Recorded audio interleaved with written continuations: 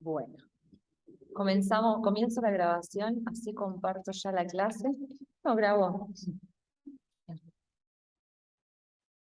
Bueno, la del 31 de agosto, la clase que les mandé por el paro. Fíjense que les cambié, no sé si se dieron cuenta que les cambié, que dice, en la clase siguiente ya les cambié, eje número 2, narratología, y le cambié la bibliografía obligatoria. O sea, chiqué y saqué en la clase que mandé el 7 de septiembre. La idea de esta clase era que terminen, que puedan comparar las actividades con las respuestas correctas. ¿Lo pudiste hacer?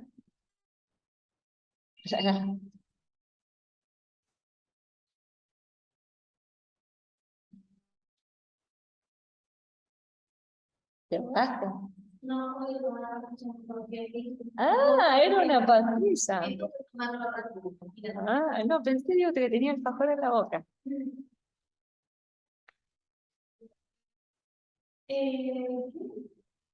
Bueno, ¿te acordás un material que di que se llama el arte de contar, la narración, el arte de contar historias? Sí, esto lo que habían hecho en la clase que la grabación ayer. No, la grabación, acá. ¿Qué es la narración? Sí, Bien, esto lo habíamos abordado hasta las actividades, hasta el ejercicio, que era leer 3 versiones diferentes de la misma historia. Primero tenemos la definición en este material, que se llama la narración, el arte de contar historias. ¿De qué es la narración? O sea, ¿qué es narrar? Después, el texto narrativo. Dentro del texto narrativo, ¿a qué llamamos historia y a qué llamamos relato? sí. Ahí lo marco. Habíamos dicho que historia es lo que se cuenta y el relato es el cómo se cuenta. ¿Hasta ahí vamos? Sí. Bien. Entonces, hay que acordarse que lo que se cuenta es la historia y el cómo se cuenta es el relato. Entonces, cada vez que hablamos de relato vamos a hablar de cómo está construida la historia. Y cada vez que hablemos de historia vamos a estar hablando del argumento que se cuenta. ¿Qué les había dicho? También, que tengan en cuenta esta división para armar los coloquios de los exámenes de literatura, de las asignaturas de literatura, para poder armar cómo está construida la obra, la Odisea, y qué cuenta la Odisea, son dos cosas diferentes. Porque decir que la Odisea está construida como un texto o un poema no es lo mismo que contar de qué trata. Es el cómo, por un lado el relato, y el qué, por el otro lado la historia. Y en el cómo, que es el relato, es donde está la mayor cantidad de contenidos de análisis que hacen a lo que es teoría y análisis para después poder hacer crítica. Y en el qué está simplemente el argumento. En teoría y análisis importa el cómo, porque la historia puede ser muy simple. Vamos a traer la historia de Pedro Páramo, un hijo no reconocido que va a buscar a su padre y le va a reclamar la identidad. Esta es la historia. Ahora, ¿cómo está construida con esos saltos temporales, esas voces, los recuerdos, los ecos? Eso es lo que hace que esa historia sea importante dentro de la literatura universal. O sea, es el cómo Rulfo construyó la historia el que lo posicionó dentro del canon de la literatura universal. Entonces, nosotros en teoría y análisis observamos el cómo. Porque el qué puede ser tan simple como 2 personas que tienen una discusión. Y con eso hacen una novela. Bueno, yo te mencioné El alquimista de Coelho. Y dije que lo podría haber resumido en 2 páginas, la historia. Un hombre que sale a buscar un tesoro que estaba en el mismo lugar de punto de partida.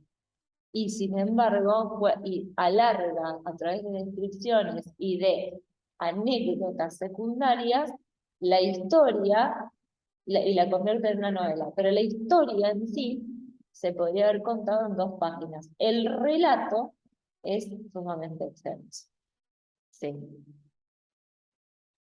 Bueno, el primer punto de actividades o la parada de actividades era leer 3 relatos diferentes de la misma historia. La historia es la del Quijote, no el Quijote completo, ¿no? Un fragmento del Quijote. un fragmento del Quijote contado de 3 maneras diferentes. En el punto 1 es un fragmento de Miguel de Cervantes Saavedra, el ingenioso hidalgo Don Quijote de la Mancha, tal cual, o sea que es un fragmento de la novela. La segunda es una historieta de la novela, y la tercera es un texto crítico de la novela. Y había que hacer estas actividades. ¿Qué aspecto de la historia están referidos en los 3 textos que presentamos?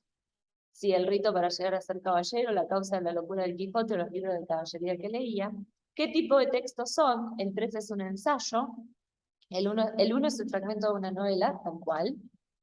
El 2, el texto 2 es parte de una historieta, tal cual. El texto 3 es una narración ficcional, no, el texto 3 es un ensayo.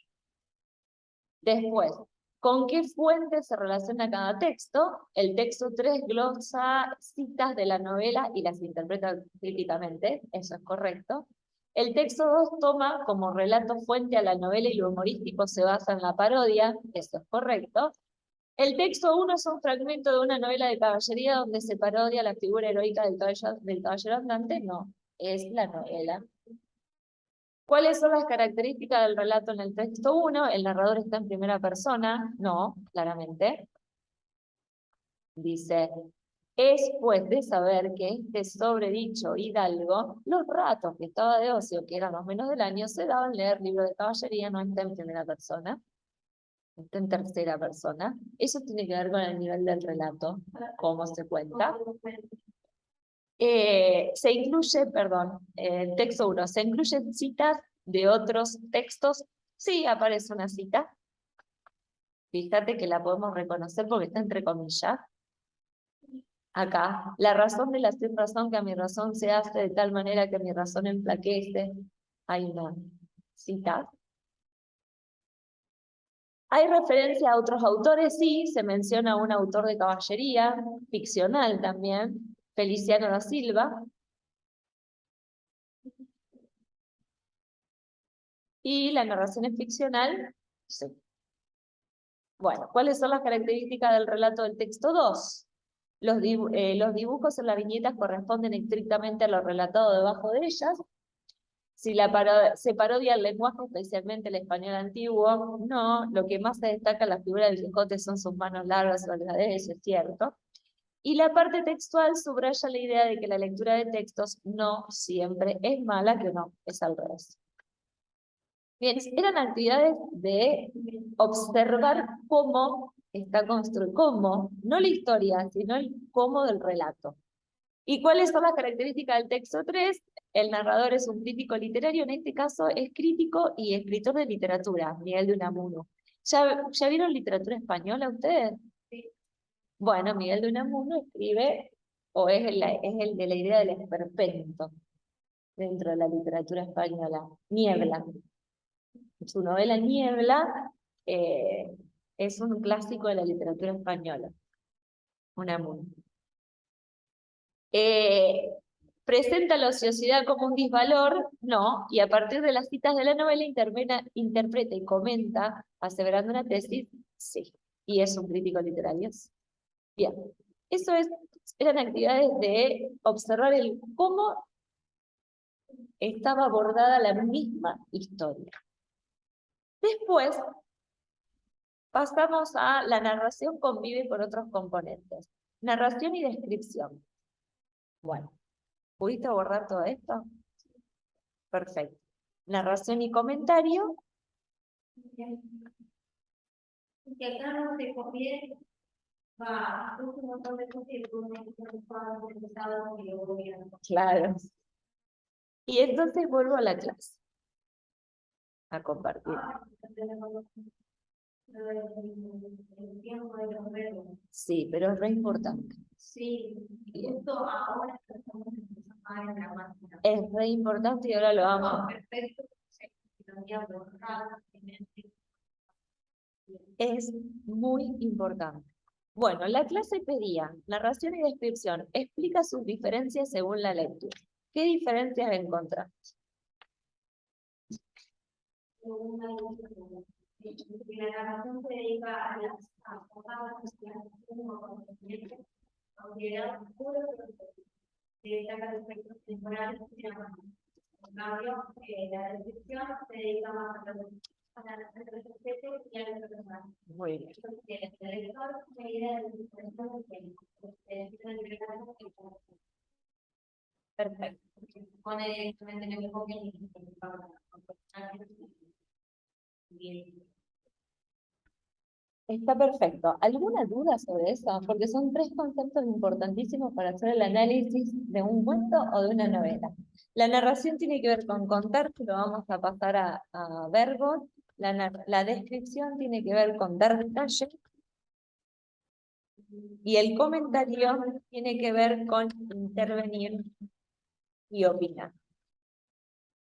Por supuesto que el comentario es la parte en la que el narrador está hablando en nombre del autor. El autor usa el narrador para poder comentar según su perspectiva dentro de esa obra ficcional. Todo comentario Bien. Por ejemplo, en el Matadero, que lo mencionamos un montón de veces, hay muchas alusiones al lector. Sabrá usted, querido lector, que esos son comentarios. Exacto. Cuando en el Matadero el narrador alude al lector y lo interpela, que se dirige directamente a él, son comentarios. Cuando dice, por ejemplo, hay una parte que dice, volver a los valores de la Revolución de Mayo que ha venido a turbar, esos son comentarios. Ahí aparece claramente el narrador haciendo o demostrando una opinión, interviniendo con una opinión que no es ni narración ni descripción, es comentario. Las alusiones a los lectores suelen ser siempre comentarios dentro de la ficción. Pero hay que reconocer la diferencia entre contar, describir y comentar. Y hay dos tipos de descripciones. Por eso descripciones, por un lado dar detalle, pero por el otro lado también explicar. O sea, se describe para dar detalles y para explicar. Cuando tenemos la trama narrativa, y acá empezamos a unir conceptos, avanza la historia.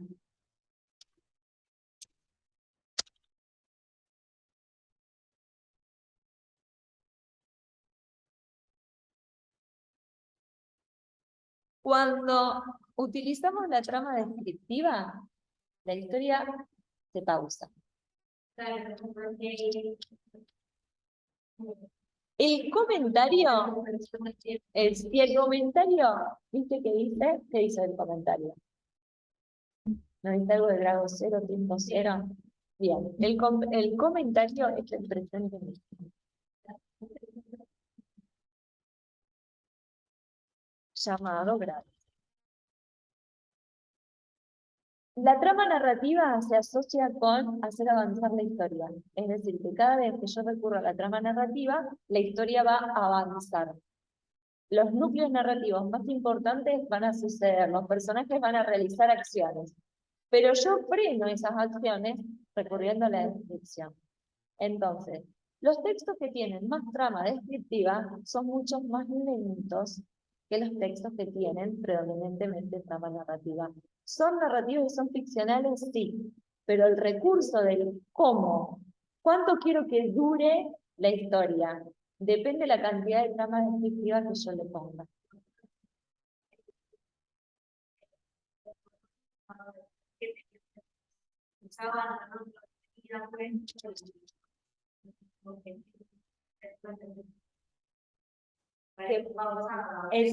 Se hace un paréntesis y que todo queda flotando.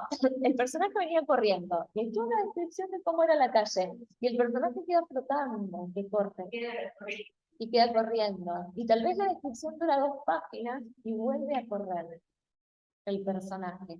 Bueno, eso sirve para pausar el tiempo de la historia. Entonces, existe un tiempo de la historia, a mí grabarme, yo te lo haría en el pizarrón, pero si no, no lo puedo. Existe un tiempo de la historia y existe un tiempo del relato. Y ahora te explico lo que es el grado cero para que entiendas de dónde viene el concepto de grado cero, que pertenece a un autor que se llama Gerard Genet. Él habla de la frecuencia y la duración. Y el grado cero viene de ahí. En el tiempo de la historia, ¿cuánto dura la historia? Bueno, un día. Por ejemplo, una novela se puede basar en un día de un personaje, desde que amanece hasta que termina en la noche. Por ejemplo, El limonero real de Roberto Sá, de Juan José Saer. Es un día, desde que abre los ojos hasta que se va a dormir. El día está contado desde 3 perspectivas diferentes, cada capítulo es una perspectiva, pero en sí, la historia es un día. Ahora, el relato es una novela, por lo tanto, el relato es mucho más largo, porque ¿cuánto me lleva a leer una novela? Seguramente más de un día si no le dedico el día entero a leer. Pero, por ejemplo, una novela de 900 páginas no la puedo leer en un día.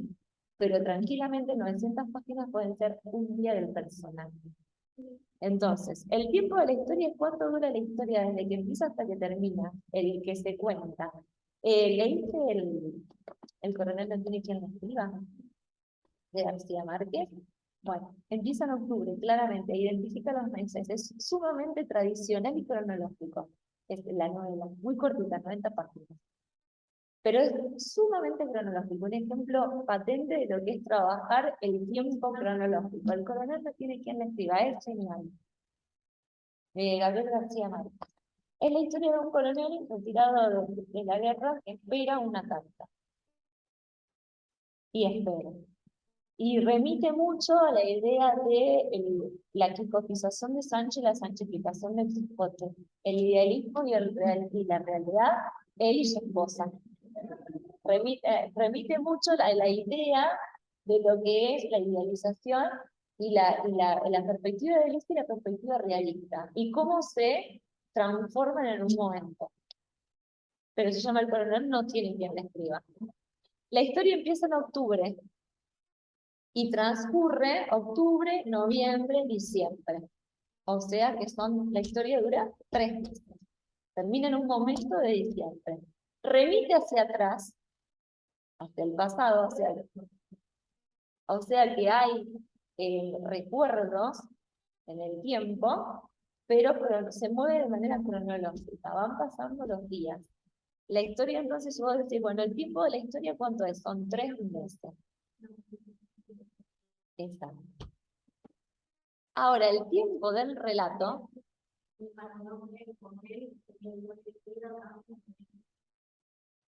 No, te va a encantar. El tiempo del relato, ¿cuánto tarda el narrador en contar 3 meses? 90 creo que 90 páginas tiene, no sé el PDF, ¿cuánto? 43 páginas. Sí, está completo, porque yo tengo una novela, 90 páginas en mi impresión chiquita, pero por ejemplo el PDF sí, 43 páginas. Claramente el tiempo del relato, el tiempo que tarda en contar 3 meses, es mucho más corto que el tiempo de la historia. La historia está comprimida. ¿Cómo se comprime una historia? No se describe. Se avanza, se cuenta la mayor cantidad de acciones posibles en el menor espacio de relato. Entonces, es una historia que avanza. Tiene una gran particularidad el avance de esta historia.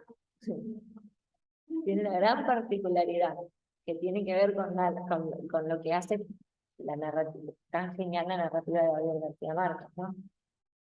Muy del estilo de 100 años de soledad. Bueno, 100 años de soledad. Son 100 años de la fundación de Macondo hasta el centenario.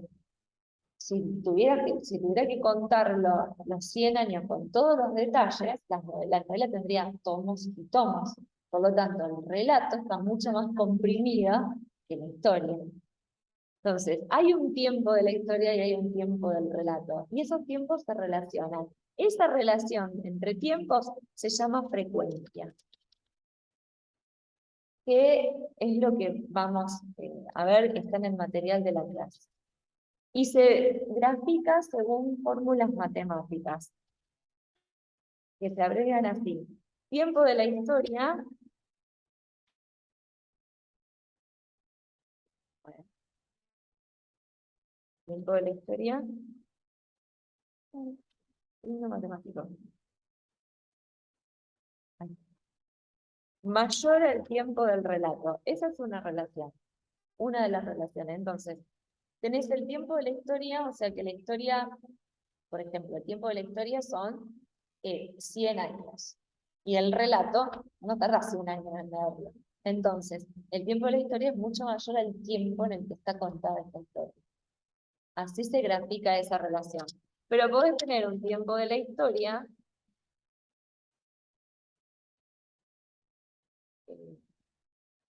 bien. Quiero poner, ahí está, menor al tiempo no me anda bien la tecla, ese es el problema. Menor al tiempo del relato. Por lo tanto, puedo tener un día, adelante,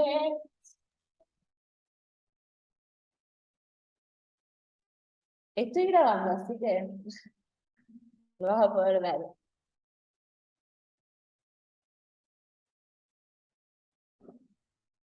¿Todo bien? Bueno, te digo lo mismo que hacía antes. No uso el pizarrón para poder grabar acá. Sí, uso este pizarrón. ¿Querés venir más cerca? Así te queda la pantalla. Sí,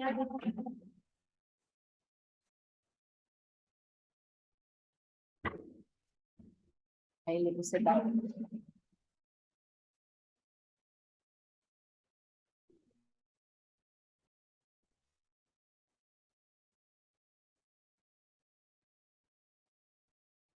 A María Eugenia, ¿qué le pasó? ¿Sabes?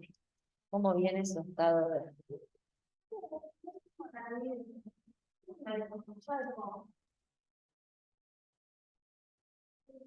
¿Y qué es lo que la desalentó tanto para dejar? ¿No le gustaba? No sé.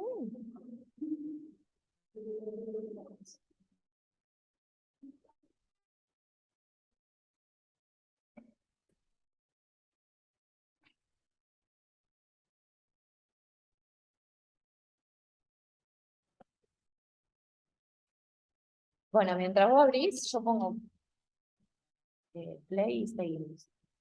Estábamos explicando, Orne, la diferencia entre narrar, describir y comentar dentro de un texto narrativo. Y habíamos dicho, narrar es contar, hacer avanzar la historia contando núcleos. Vamos contando qué pasa. El personaje se levantó, fue al baño, se cambió, salió, corrió, discutió. O sea, vamos contando los núcleos de lo que es la vida del personaje. Eso avanza. Las discusiones que tiene, que hizo, si persiguió a alguien. ¿Leyeron La otra playa que es un escritor argentino? La otra playa. Iba a decir un apellido y después me salió Crystal Nisman, pero ¿por qué es parecido? Ya les digo cuál es el apellido. Porque mientras le decía, el personaje salió, sacó fotos, discutió, va descubriendo cuál es su realidad, se me vino a la cabeza La otra playa, que es, la otra playa. Gustavo Nielsen. Gustavo Nielsen. hay un abismo. Abismo. Sí, bueno, pero empezaba con N y con I. Sí. Empezó así, sí, se me vino a la cabeza. Gustavo, La otra playa de Gustavo Nielsen, yo se las recomiendo, leanla. Eh, es es un puente, un híbrido entre eh, el género fantástico y maravilloso. Más para el lado de lo fantástico, pero ahí es pero muy creíble. Por eso está bueno, como novela. Pero está en PDF.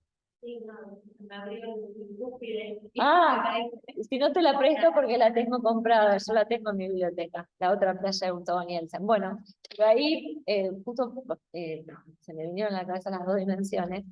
La narración es lo que hace que vos sepas ¿Cuáles son los núcleos? ¿Qué es lo que hace el personaje? La descripción es lo que hace que vos sepas cómo son los espacios, los objetos y cómo son los personajes. O sea que no me va a hacer avanzar la historia, sino que genera pausa. Porque yo vengo, el personaje viene y corre, corre, corre, corre, pausa. ¿Cómo corre? ¿Qué zapatillas tiene? Ah, está bien.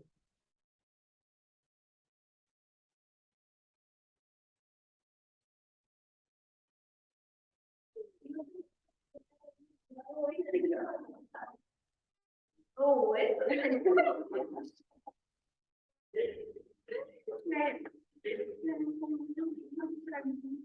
Y el comentario es cuando el autor, a través de la voz del narrador, da una opinión u opina dentro de esa narración. Por ahí es difícil diferenciar la narración del comentario, pero es muy fácil identificar una descripción de la parte narrativa y del comentario. La descripción es claramente identificable. Puede ser una descripción poética, o sea que se dan detalles simplemente para embellecer el relato, o explicativa, donde se describe cómo es la habitación en la que cómo es la habitación en la que estaba gritando el personaje, para explicar el porqué de ese personaje gritaba, o para darle una atmósfera a ese hecho del personaje. Entonces tenemos la descripción explicativa y la descripción puramente de detalle descriptivo, decorativa, como les dice ahí el material. Y le había contado quién era, entonces separamos historia y relato, y el tiempo de la historia y el tiempo del relato. Y acá estábamos haciendo las fórmulas matemáticas de tiempo de la historia y tiempo del relato. Tiempo de la historia es cuánto dura lo que se cuenta. Ejemplo, 100 años de soledad. Dura 100 años. Pero el tiempo del relato no está 100 años leyéndolo. Entonces, el tiempo del relato y cómo está contado es menor a los 100 años que dura la historia. Pero tengo otra relación. El tiempo de la historia, un día de un personaje como el Ulises de Joyce, un día, es mucho menor al tiempo del relato, más de 600 páginas, por ejemplo. Entonces, a lo mejor te lleva 7 meses leer un día del personaje. Y tengo otra relación. El tiempo de la historia puede ser igual al tiempo del relato. Y eso sucede en el diálogo, o en una obra de teatro. La historia sucede en el mismo momento en que los personajes hablan y la llevan a cabo. Eso es típico y claramente el diálogo o el género discursivo dramático. A este tiempo de la historia igual al tiempo del relato se lo llama grado cero, que es el típico, lo que aparece en el material que dice comentario. Es el famoso grado cero. Entonces, el grado cero es el presente mismo. Por eso les dicen en el material que el comentario es el presente mismo o el grado cero. No tiene un tiempo, no hace avanzar ni hace una pausa, sino que es en el mismo momento en que se comenta está sucediendo. Por eso se llama grado cero. El grado cero es cuando la historia y el relato se encuentran y van en el mismo momento, o duran lo mismo. Es una obra de teatro. El tiempo de la historia dura lo mismo que el tiempo del relato. Terminan juntos. Bien, grado cero. Estas son las fórmulas matemáticas que ustedes van a usar de ahora en más para observar el cuánto dura el tiempo de la historia y cuánto dura el tiempo del relato. ¿Cómo hago para...?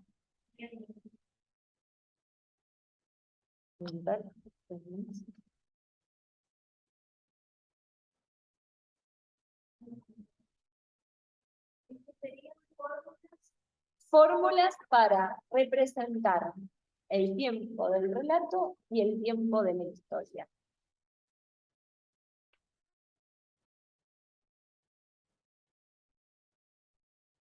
Por supuesto que partimos de saber que una narración tiene una historia y tiene un relato.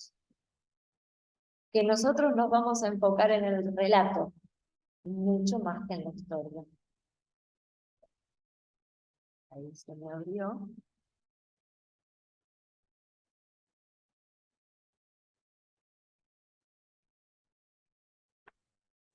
Y ahí se los pegué en el también en portugués.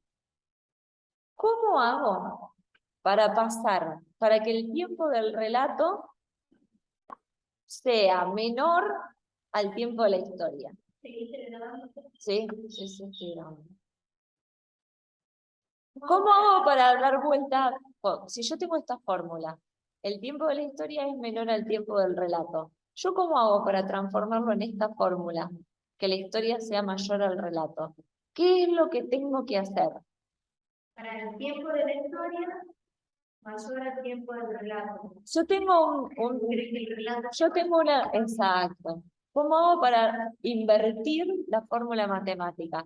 Yo tengo una historia que dura un día y el relato que dura 600 páginas. O sea que el tiempo de la historia es menor al tiempo del relato. ¿Cómo hago para que transformarlo? Para que esa misma historia sea mayor al tiempo del relato. Muy bien, muy bien. Invirtiendo las tramas. La manera en que yo controlo el tiempo de la historia y el tiempo del relato es a través de las tramas.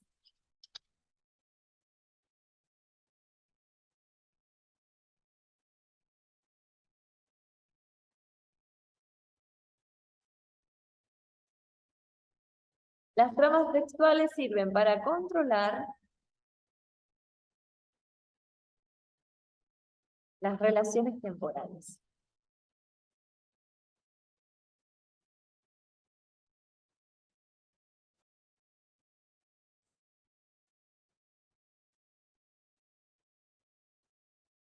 Por ejemplo,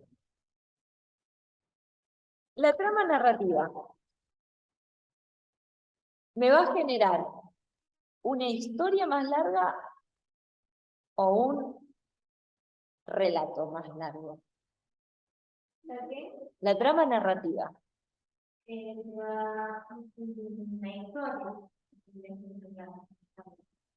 La trama narrativa me permite a mí, lo pregunto de otra manera, la trama narrativa me permite a mí hacer avanzar la historia o hacer avanzar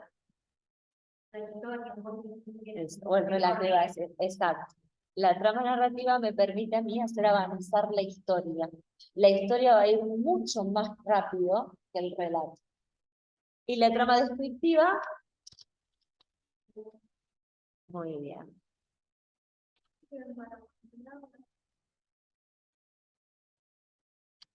Si yo recurro a la trama narrativa, voy a hacer avanzar más rápido la historia. Si recurro a la trama descriptiva, voy a frenar la historia y va a avanzar el relato. Si recurro a la trama argumentativa,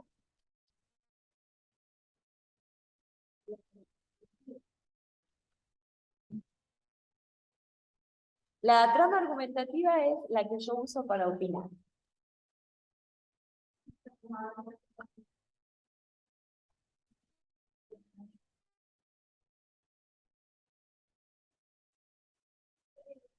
Puede permitirnos hacer como la descriptiva, porque me pongo a desarrollar un punto de vista y no avanza la historia y el relato queda suspendido en ese punto de vista.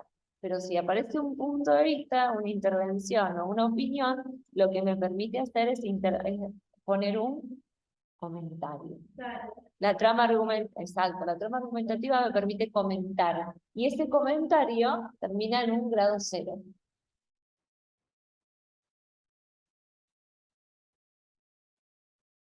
Ahora, la trama dialogal, ¿a dónde me va a llevar? ¿Eh? Más fuerte. Son conversaciones, por lo tanto, el tiempo del relato y el tiempo de la historia, ¿qué pasan? Grado cero. Exactamente igual que la argumentativa. Y la trama explicativa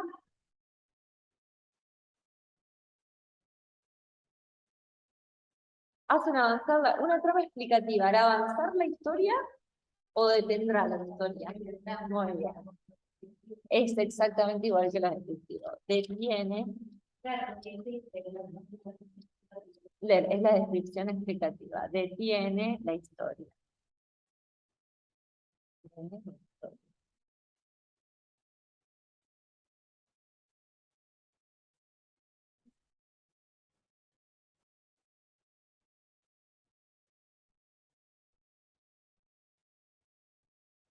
Y ahí tenemos todas las tramas. Falta una que es la instructiva, que es muy difícil que aparezca dentro de la narración, excepto en Cortázar, instrucciones para dar cuerda a un reloj. Pero las instrucciones son descripciones. Cuando te están dando instrucciones de cómo hacer algo, es exactamente una explicación. Entonces, detiene la historia.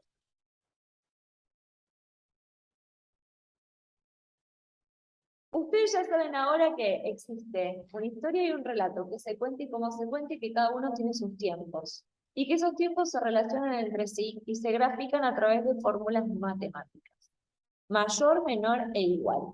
El igual es el grado cero. Y que cómo se controlan con el uso de las tramas. Entonces, yo tengo que presentar un escrito ficcional de 2 páginas. O sea, un cuento de 2 páginas. ¿Qué trama tiene que predominar? Si soy una escritora y me tengo que ajustar a 2 páginas, la narrativa. Voy a tener que achicar.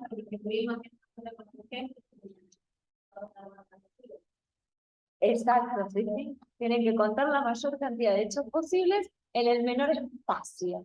Entonces, a ustedes les piden un relato, van a concursar en un concurso de narración y tienen un máximo de 1000 palabras, y bueno, trama narrativa, la menor cantidad de descripciones posibles.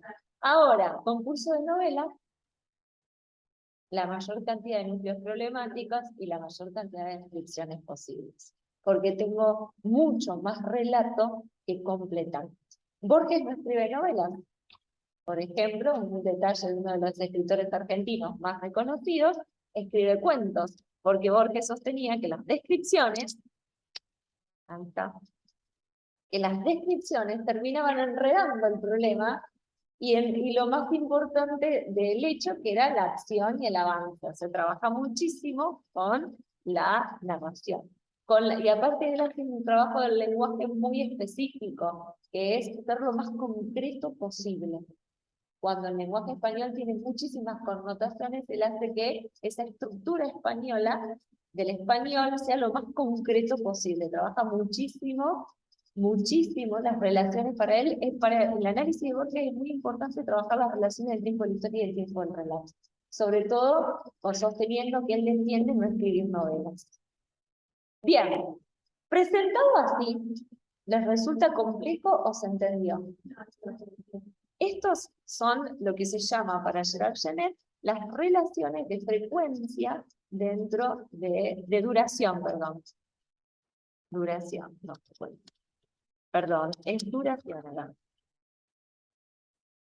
Las relaciones de duración dentro de un relato. La frecuencia, ahora vamos a ver cuántas veces se repite un mismo hecho dentro de, y ahí tenemos diferentes tipos de frecuencia.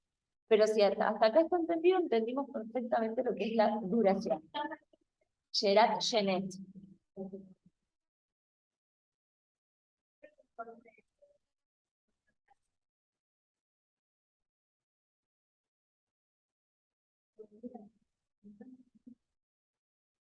Gustavo Nielsen.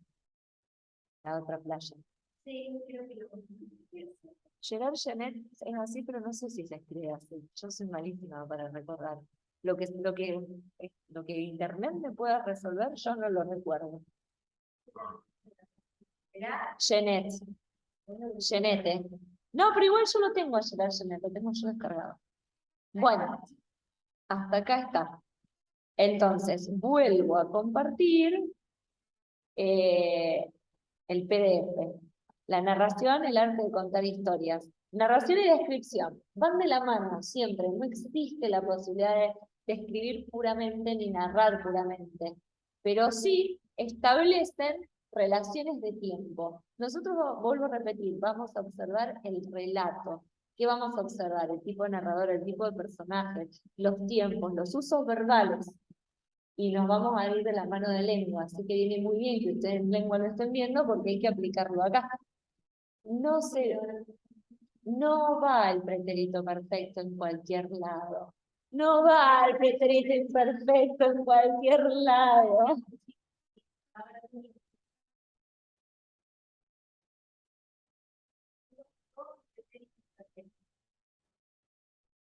Completo. Sí, pero la palabra como el tipo de importante. La oración, que ahora vamos a ver. Eso, lo que acabamos de ver es la duración, es la relación entre el tiempo de la historia y el tiempo del relato en la fórmula que se llama duración. O sea, una historia puede ser más larga que un relato puede ser más larga que una historia, o pueden tener un grado cero.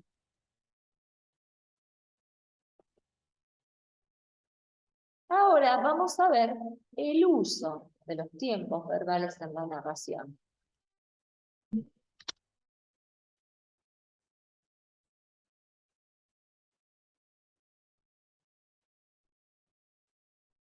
Y esto es importante no solo en la narración, sino que en los textos académicos también.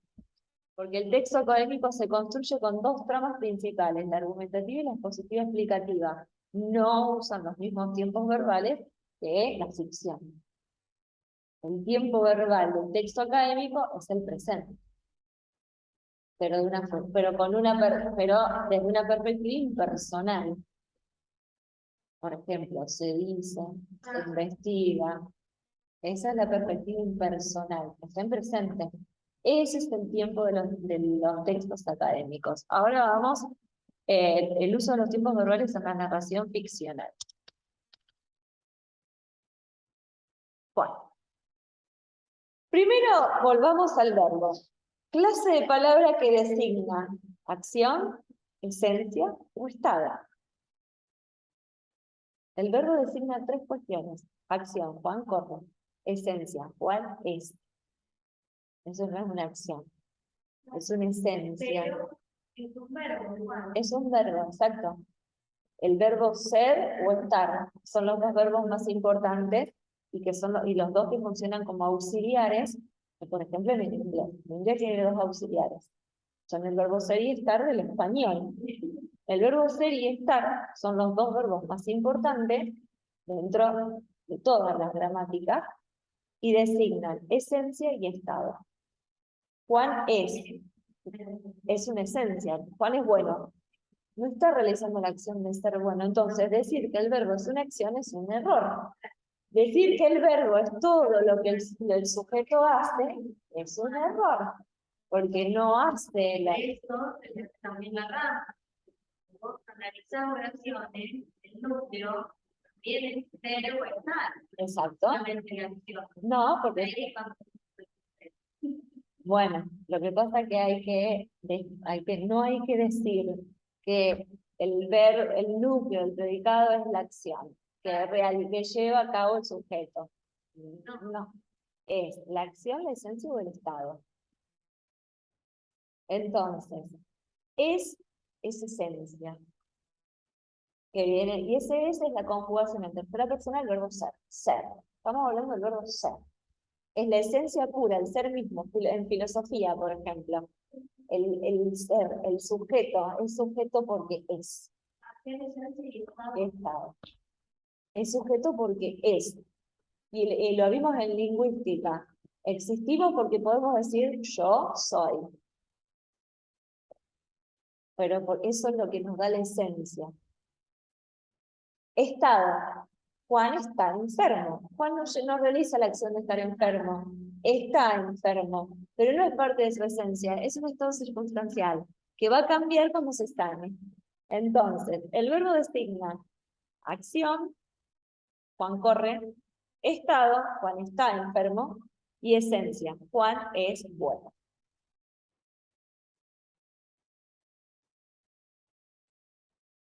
Eso como A ver, ¿qué es un verbo? Es una clase de palabra que designa esas tres posibilidades: una acción, un estado o un instante. Tiene una función privativa. ¿Se acuerdan que hablamos de las funciones privativas?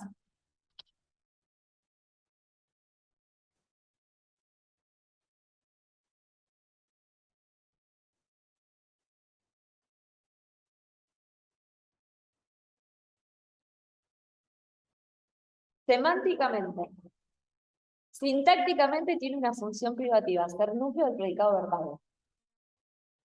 Porque hay dos predicados, el verbal y el no verbal. El no verbal tiene coma, reemplazada, ¿y a qué reemplaza? A ser y estar, esa coma. Pero el predicado verbal tiene un núcleo que es un verbo, que puede ser de cualquiera, de acción, estado, defensa. Esa es su función sintáctica privativa.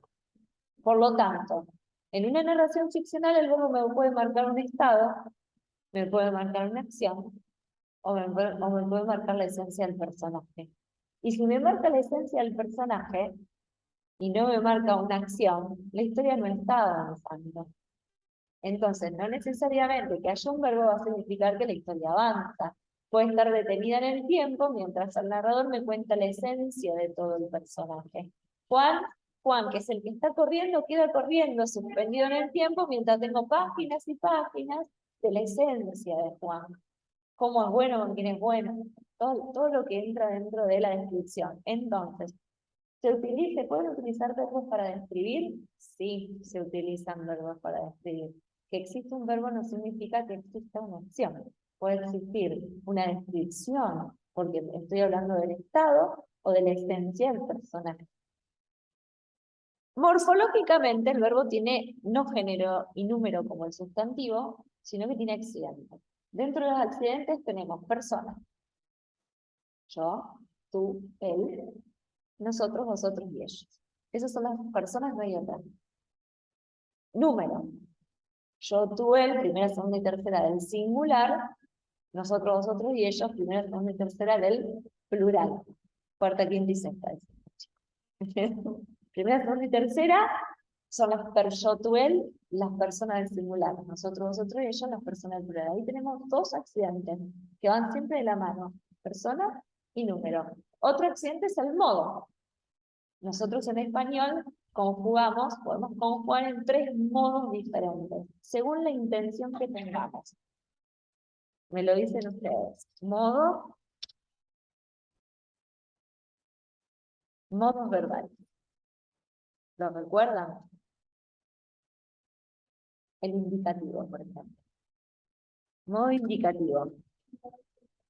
Exacto.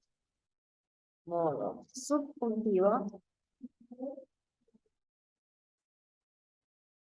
Y modo imperativo. ¿Por qué me interesa saber que existen tres modos? Ni esto radiquémoslo, no es para que el chico sepa de memoria que yo amo, es el presente del modo indicativo y no le encuentre sentido el presente del modo indicativo. El modo indicativo me sirve para expresar acciones reales y posibles. Entonces, que yo ame es una acción real y posible, pero que yo te ame en un futuro es una condición. O que yo deseara amarte en un futuro, no es lo mismo que yo te ame. Entonces, el modo indicativo indica lo que es real, concreto y posible de realizarse. Diferente a tener un deseo. Para eso sirve el modo subjuntivo. Para expresar deseos y posibilidades. A futuro o a un tiempo en el que deseo, ojalá suceda. Para eso sirve el modo subjuntivo, entonces. ¿Yo voy a usar el modo indicativo siempre? Y no. Ojalá, si yo tengo un ojalá en mi vida, no. Automáticamente, de manera innata, porque lo tenemos incorporado, porque es algo que aprendemos culturalmente y lo aprendemos en la repetición, proyectamos un deseo, lo proyectamos, pero eso se llama modo subjuntivo. El modo subjuntivo es el modo de los deseos y las posibilidades, de la condición. El modo indicativo es el modo de lo real y lo posible. En un cuento realista, ¿qué modo van a usar? ¿El indicativo o el subjuntivo? El indicativo. Entonces, si ustedes tienen que escribir un cuento realista, difícilmente lo llenen de verbos en el modo subjuntivo. Y sí predomina el modo indicativo dentro de la narración. Pero si yo escribo, por ejemplo, ciencia ficción, la ciencia ficción está postulada en un futuro, es muy probable que aparezca el condicional del modo subjuntivo, que es para expresar deseos. Y el modo imperativo es para expresar órdenes. Entonces, el imperativo, cuando alguien te da un imperativo, te da una orden. Algo imperativo es algo que obligatoriamente tengo que realizar. Eso es un imperativo. No te puedo atender. Tengo algo imperativo que hacer. Bueno, tengo algo urgente, obligatorio que hacer. Cerrar la ventana. Una orden. Cerrar la ventana. ¿Por qué creen que el modo imperativo tiene un solo tiempo, que es el presente? Porque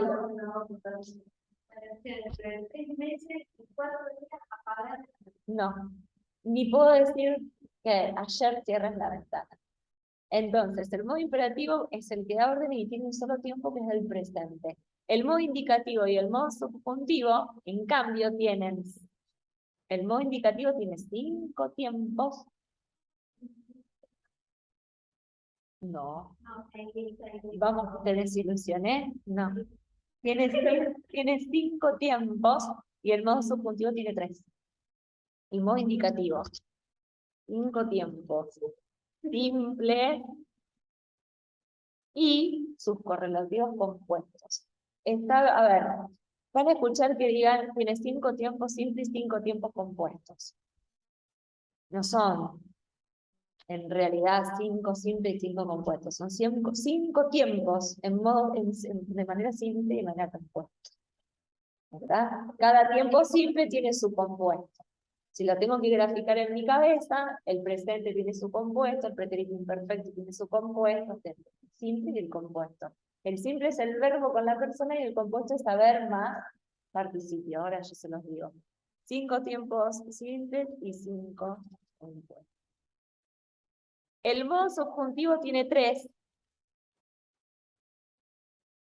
tiempos. No se puede desear en todos los tiempos. Y el modo imperativo tiene 1, que es el presente.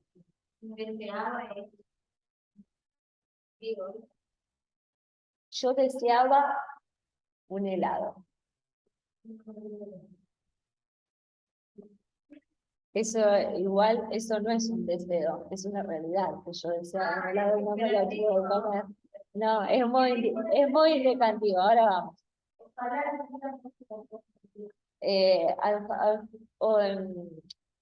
Si yo hubiese, ahí lo tenés en el pasado, si yo hubiese corrido más, habría podido llegar a tiempo. Es una condición. Ya está, ya pasó, no lo puedo solucionar. No es algo, es una condición. Si yo hubiese hecho esto, hubiese tenido otros resultados. Ahí tenemos el hubiera o hubiese. Bueno, sin caer en todo lo que es la conjugación, que ustedes lo van a ver en lengua específicamente, es importante que sepamos que dentro de los accidentes está el modo, que el modo indicativo sirve para expresar acciones reales y posibles. Yo amo, tiempo simple. Yo hube amado, tiempo compuesto. Del hube prácticamente nosotros no lo usamos. Nosotros, aquí no la piensa. A ver, este es el pretexto anterior. No,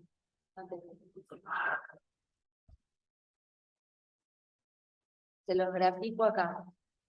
El presente del modo indicativo tiene su compuesto que se llama pretérito anterior. Yo amo, yo hube amado. El pretérito perfecto, simple, tiene su compuesto que es el pretérito perfecto compuesto. Yo amé, yo he amado. El pretérito imperfecto, yo amaba, se llama pretérito pluscuamperfecto. Yo hubiera amado. Yo amaba, yo hubiera amado. El condicional simple tiene su compuesto, condicional compuesto. Yo amaría, yo habría amado. Y el futuro simple, o tal vez encuentren algún profe que le diga futuro imperfecto y futuro perfecto. Pero simple y compuesto es lo mismo. Futuro compuesto, yo amaré, yo habré amado. Entonces, cada tiempo simple tiene un compuesto. Lo que se conjuga en el compuesto es el haber, no el participio que lo acompaña. Si ustedes prestan atención, dice yo amé, yo he amado, tú has amado, él ha amado. Lo que cambia es la conjugación del haber, el participio queda siempre exactamente igual. Ahora, el modo subjuntivo tiene el presente, el pretérito perfecto simple y el futuro. Y el subjuntivo tiene solo el presente. Les van a dar una tablita y está todo resuelto en una tablita. Yo creo que Sí, lo importante es que ustedes entiendan que, ¿por qué existen tres modos? Porque existen tres actitudes enfrente de lo que quiero decir. Las acciones reales y posibles, los deseos y las condiciones, y las órdenes. Son actitudes diferentes, por lo tanto los modos no pueden ser iguales. Yo no digo de la misma manera una acción real que de una orden.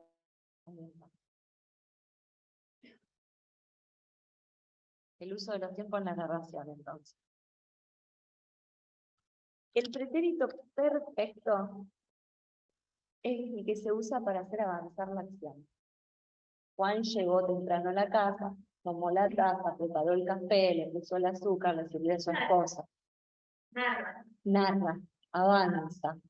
Es el que marca los núcleos narrativos. El pretérito imperfecto es el que pausa, porque es el que describe. Juan estaba cansado del trabajo. Su ropa estaba